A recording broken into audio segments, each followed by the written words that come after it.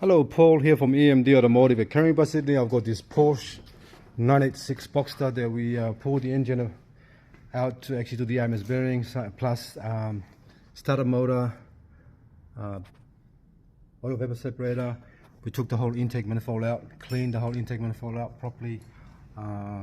New gasket for the actual intake manifold, new oil cooler there, new vacuum lines, new hoses, new oil hose. A lot of stuff we pulled apart on this car. We had to actually replace it, but the IMS bearing was done as well. So let's go underneath, have a look. Exhaust back on the car, everything is underneath, so done.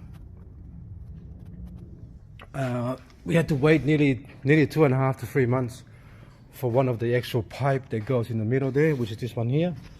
That one there, see that big one there?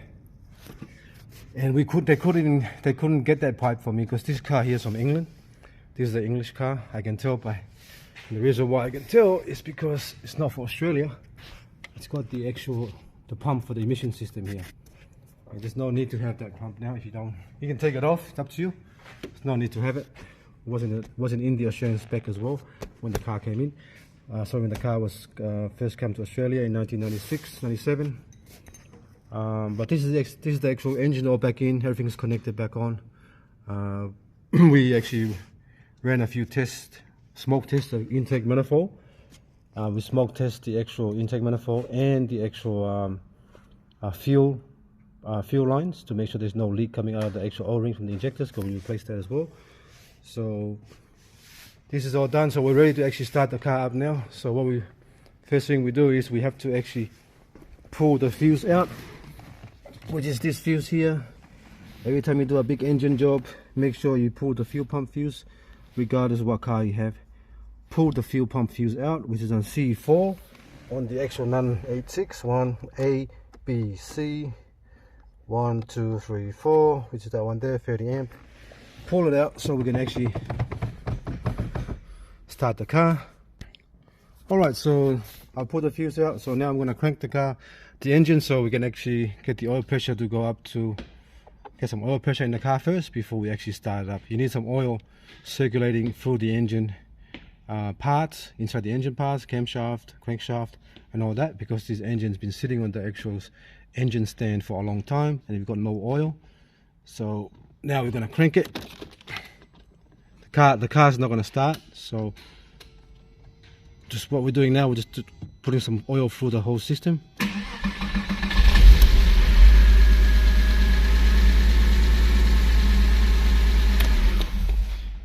Sorry, did I pull the right fuse out?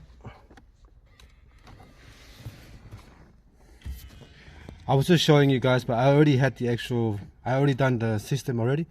I primed the oil before and start the car before, but I wanted to do the video to show again what I've done. But because I've got fuel in the car from before, the car starts, so it doesn't matter. Now there's no fuel, and then now again. Alright, so I already primed the oil circuit before, but I just wanted to show how it's done anyway.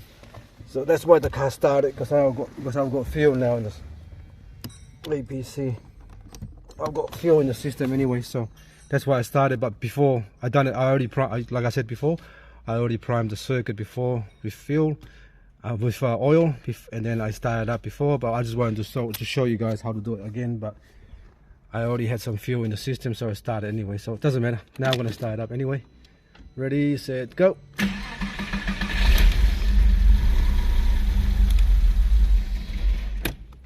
Start up again. Let's get up. Now I've got more fuel. Start straight up.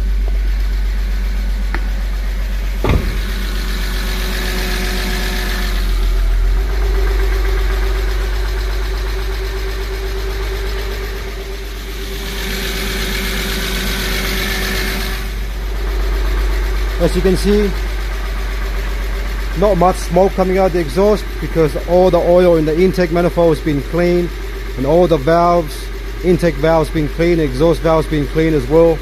So that's why you don't see a lot of exhaust here. Most Boxster will just blow a puff of smoke in the, on first startup. All right.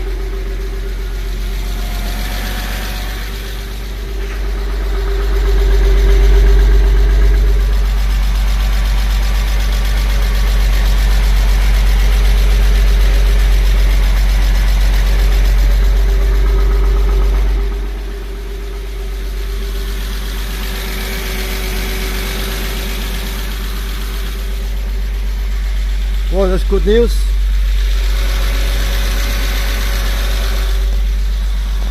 There's no more noise.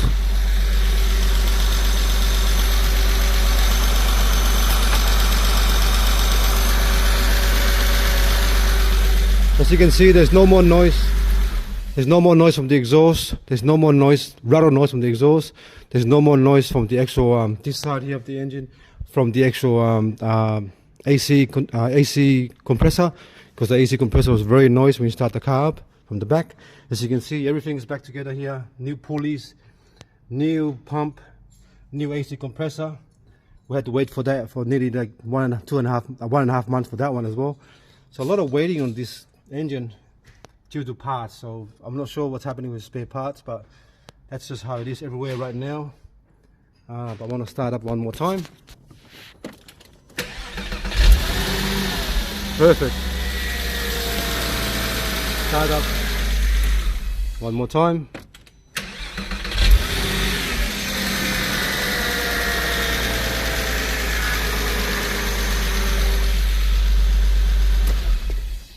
Alright, that's all done. So now on Monday we're gonna put everything back together underneath and on top. And usually when I do a job like this, the car needs to be road tested on the M5, which is the actual main highway in Australia, and extended road test on the M5. On the highway, come back after 1 hour road test, and then turn around and come back, put the car back on the hoist. Double check everything underneath again, go through the bolts, everything that we touched, just double check it, remark it again, and then we'll go from there. Alright, make sure there's no oil leak, no coolant leak, and then we'll go from there. But the main thing now, the car started, everything's fine. We're going to run the new camera for here, reverse camera, front camera, and the actual speed on the dash as well, so you can see the speed projected into your windscreen. So it's very good. It's a really good tool to have. So when you're driving, you don't have to look down. Otherwise, it's very hard to drive and look at your speed down here. Much better if you see the speed on the actual windscreen there. All right. So a lot of stuff was done, but thanks for watching, and please subscribe.